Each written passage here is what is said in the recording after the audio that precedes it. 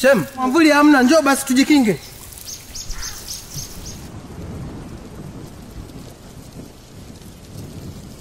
Yaliyopita kwenye shemeji mbaya. Ongea tena swala lolote kuhusu mtoto. Ila nipe plani mume wangu tufanyeni kuhusu biashara. Sio swala la mtoto. Ikifika wakati nitakwambia, ila sio saizi. Nimeshakwambia nataka mtoto. Bila hivyo mimi hapa utanikosa, utanikuta nimeondoka. Nenda. Achana naye, tafuta wengine. Kwa hiyo ulitaka niongee naye nini? Mkangu. Najat. Mwanangu. Manyusi. Otimbi.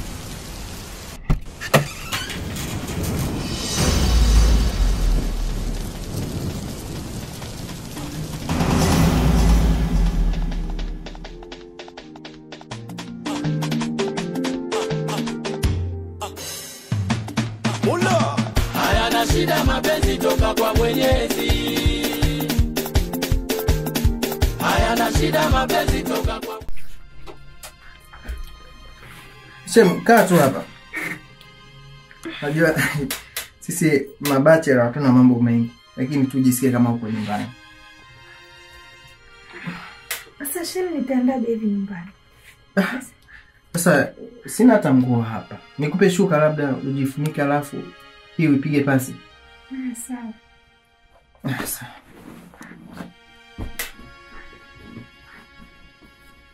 Hii hapa, naweza kujifunika alafu na kuangalizia pasi utainyosha, sawa?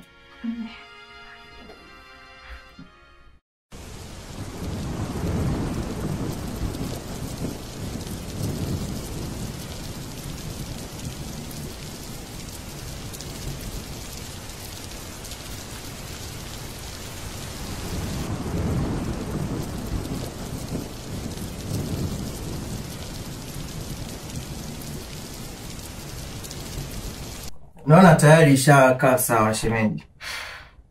Kwa hiyo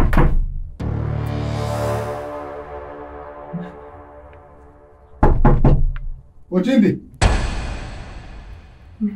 mume wako Mayusi. Otimbi. Naam. Otimbi.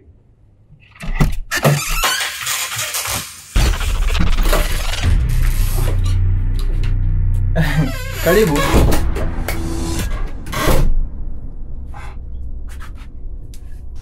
Shemeji yako huyo.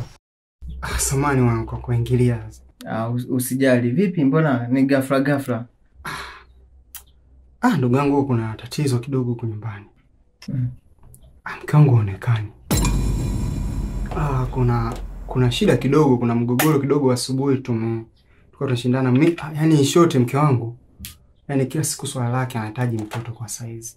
Na pia ukiangalia kwa saizi mimi sihitaji kuwa na mtoto kwa sababu biashara zangu bado hazijakaa vizuri.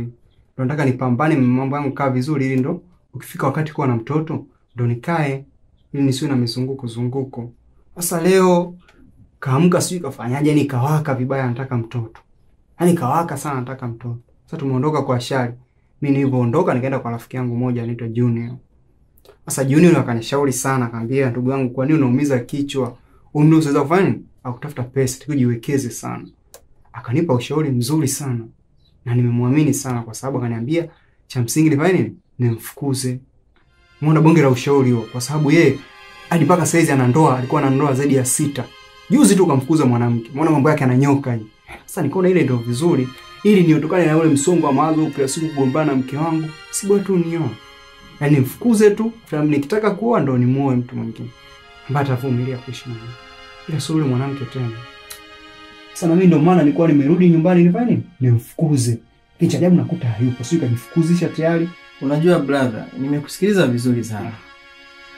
Swala la mimi kuwa na mwanamke hapa ni kwa sababu yako. Wewe umetuinspire sana wadogo zako. Yaani wewe umesababisha mimi nianze kufikiria kuoa. Ndio maana niko na shemeji yako hapa tunaweka mipango. Leo hii unakuja tena unaniambia unataka kumfukuza. Kisa tu ushauri wa yule Timo. Yule tunamfahamu, mtaa mzima kila mtu anafahamu. Ana laana ya familia. Anaoa anaacha. Alafu unaenda kwake tena kumuomba ushauri. Wadhani unakuja. Mimi nakuomba, kakaa naye mke wako, ongea naye vizuri. Shemeji anakupenda sana. Shemeji huyo ambaye unataka kumfukuza ndiye aliyenifuata na niomba ushauri wa kudumisha ndoa yenu. Ananiambia niongee sana na wewe. Yaani hapa tu mvua ingekata nikaja kwako. Sasa hivi kwenye hii dunia kupata mwanamke anayekupenda na kukujali ni wachache sana. Tena hasa wewe mwenye Vicente. Wengi atakuja tu kula hivyo kwa zako. Kaka kaongee naye bwana. Yaani wewe unafundisha nini? Unatufundisha nini hapa? Ona niko hapa na shemeji yako. Tunaweka mipango ya kuoana. Leo hii unakuja unasema unataka ufuate ushauri wa kumfukuza. Kaona mimi hapa aondoke, si ndio? Ni kweli kangu, lakini ningemuona hata shemu kidogo hapo. Amna, utamwona tu sio na haraka sana. Utamwona hata kesho. Sasa hivi unajua ndo amefika jana. Kwa hiyo unataka tufanyie surprise. Amna kitu. Unajua tunazindua kwanza alafu baadaye mtamwona. Sasa kinachonichanganya unajua ndugu yangu. Yaani kila nikijaribu kumpigia simu zake yani nyingi anazikata. Na kuna muda unakuta yani hapokei kabisa. Sasa sikia ngoja nijaribu kumpigia hapa uone sasa mwanamke wewe utampigia tu hata baadaye. Sasa ngoja nataka yani nikuonesha hapa ninapompigia uone kabisa. Yaani nikimpigia hapa simu hapokei sasa. Nijue yuko wapi. Unasikia bro? Yaani ungempigia tu hata baadaye. Sasa kuna shida gani nikimpigia hapa ndugu yangu? Kuna shida? Sawa, lakini kwani usi hata usimpigie wewe.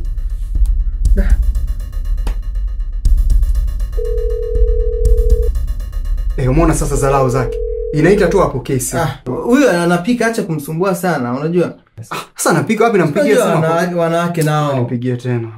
Huyu mimi unajua mimi yule shemeji yangu namfahamu vizuri. Hawezi kutoka kaenda mbali. Huyu anapika, na unajua kabisa huyu shemeji alikuwa anapika. Mimi najua aga sana tabia zake. Simu anaweka mbali kwa sababu simu na moto ni vitu viwili tofauti. Umeona sasa zote hizo zalao unapiga simu apokee. Sasa ina maana gani? Sasa inaita sasa inafanya nini? Unajua hapa katikati mvua imetoka kunyesha. Mimi nadhani atakuwa ameweka sehemu. Wewe swala sasa hivi ni kupunguza pressure. Simu zipo tu. Punguza pressure, nenda nyumbani. Mimi na imani utaongea naye vizuri. Yaani na imani na 100% mke wako yuko nyumbani. Yule hawezi kutoka ovyo. Pengine mmepishana tu nyumbani hapa. Ndio maana nakwambia mimi tukio yule mwanamke aondoke kwa sababu uende huko aliko yuko kupulianga huko kabisa. Kwa sababu mpaka sasa napiga simu apokee. Sasa nijulishe yuko wapi. Sasa mimi ananiletea tena matatizo. Yaani unavyokuwa na ndoa usifikirie vitu kama hivyo. Yaani huwezi kuwa na chombo cha moto alafu unafikiria ajali kila mara. Fikiria mazuri. Mimi najua yupo pale. Pengine ameenda gengeni, ameenda wapi. Ila yupo. Hapokee pengine yuko anakuandalia vitu vyake, anapika na nini. Sasa hawezi kuwa na simu muda wote. Alafu nyanya ashike nani? Wewe nenda pale nyumbani. Najua utamkuta brother. Si unajua? Mimi nipo na shemeji yako hapo kwa. Unaona? Kidogo umeanza saizi kuwa mwepesi hapa. Wewe unajua wewe tu na sisi sasa hivi tuna enjoy. Wewe jiandae tu michango ya harusi hapa. Kama nilivyojitoa kwako na kwangu jitoe hivyo. Kwa natamani hata ningemuona kidogo shemu. Wewe utamwona hata usijali. Ngoja basi nikuache ndugu yangu uendelee naona ufanye mambo yako ile. Sawa. Wewe nitafute mke wangu. Kaongea naye sana shemu, anakupenda. Kaa naye chini ongea naye vizuri. Kibidi muombe msamaha kwa ambao mmepitia. Haina shida ndugu wangu, nitajaribu kuongea naye kwa sababu wewe ni ndugu yangu, umenishauri kitu kizuri. Sio shida. Au nini? Ila msainie shemeji hapo, mwambie shemeji yako anakuja. Naona sijui amelala ndio umemchosha mtoto wa watu. Amefungua trubo. Au sio? Poa. Kazi na utu. Wewe makini usije ukaua maana wewe. Sawa. Poa kaka. Weshem. Hebu inuka basi haraka. Tukuje vaa hii hapa. Tulete shida sana unajua. Yaani mimi brother namheshimu sana. Namheshimu sana yani. Bado tu. Yaani nakuomba ufike haraka. Yaani jitahidi tu. Kwa sababu yani mimi namheshimu sana kakaangu, namheshimu sana. Nadhani haya yote litaka kusababisha majanga. MY. Alpha.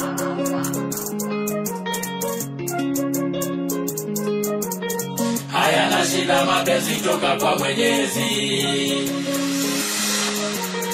Hayana shida mapenzi toka kwa Mwenyezi.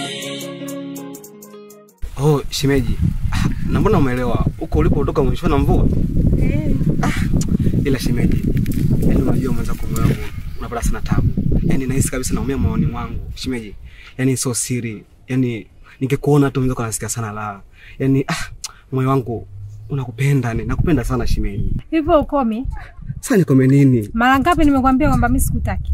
Hebu achana na mume wako. Unajua mimi ni mgonjwa eti juu yako. Yaani mimi ni mgonjwa mahututi.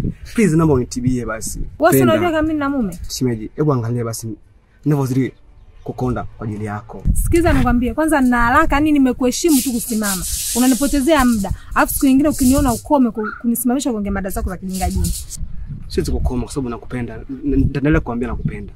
Sasa kunapoendelea nitamwambia mume wangu. Maana naona wewe bado una heshima, subiri. Alpha.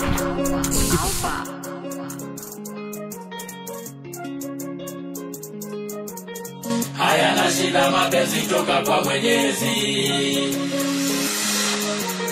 Hayana shida mapenzi toka kwa Mwenyezi.